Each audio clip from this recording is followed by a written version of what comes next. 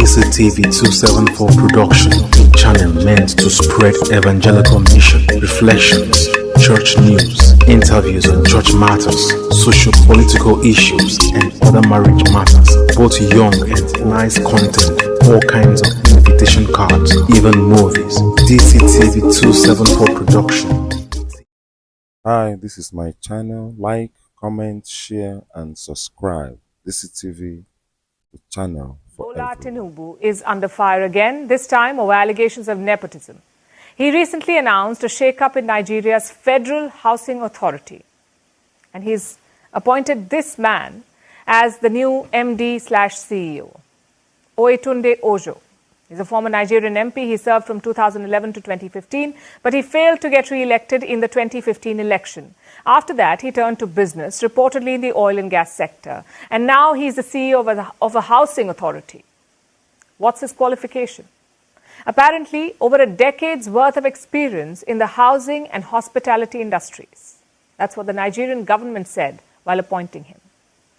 But exactly when did this happen? When did he get the time to acquire this decade's worth of housing experience? It remains a mystery. But the Nigerian government insists that he is the best man for the job. Of course, they need to hype up his credentials to deflect from his other big achievement. And what's that? Being married to Fola Shade Tinubu, the oldest daughter of President Bola Tinubu. Nepotism is never good for optics after all, and the last thing Tinubu needs is another scandal. The Nigerian president has been racking up controversies ever since he took office. The last one was about an oil field, an offshore oil block called OPL 245. It was a disputed field bought by European oil giants Eni and Shell.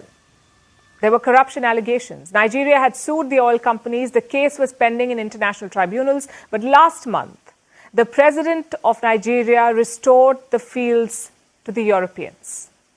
He ended all legal disputes over the offshore field and called for the matter to be resolved amicably. Now, you can choose to look at this as Tinubu moving forward, as him dropping a long dispute and getting back to business. Or you may wonder about the timing. Eni, one of the European oil firms involved here, signed another deal recently. This happened a few months ago. They sold their Nigerian onshore assets to a local firm, a firm called Onado PLC. The sale was very beneficial for the Nigerian oil company. Its total oil reserves doubled after it bought Eni's assets. And guess who is the chief executive of the Onado group? A man called Adewale Tinubu, or Wale as he's popularly known. The last name is not a coincidence. He is related to the Nigerian president too. He's the president's nephew. So a European oil company sells its business to Tinubu's nephew. The nephew's company benefits, and Nigeria drops litigation against the European soon after. What does that sound like to you? Allegations of nepotism and corruption are hounding the president. But that's not all. He's also been accused of using his office for personal gain, using it to fund a luxurious lifestyle, like with the yacht controversy. Tinubu became president last year. He took office in the month of May. His government had to release a supplementary budget to allocate resources for this year, and this happened in November. The budget came in November. But while the budget was being discussed, an anomaly came to light. Money was earmarked for a presidential yacht, a princely sum of 5 billion naira. That's about $3.5 million US. Now, Nigeria is an economic powerhouse, but it's still a developing nation.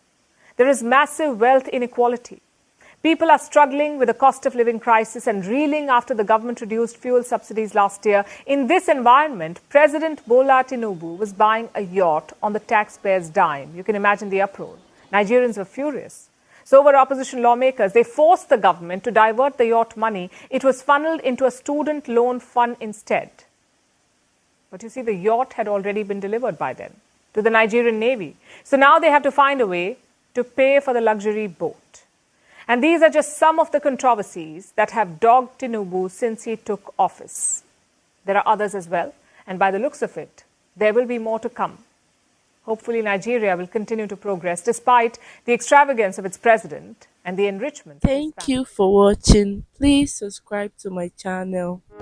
DCTV 274 production, channel meant to spread evangelical mission, reflections, church news, interviews on church matters, socio-political issues, and other marriage matters, both young and nice content, all kinds of invitation cards, even movies. DCTV 274 production.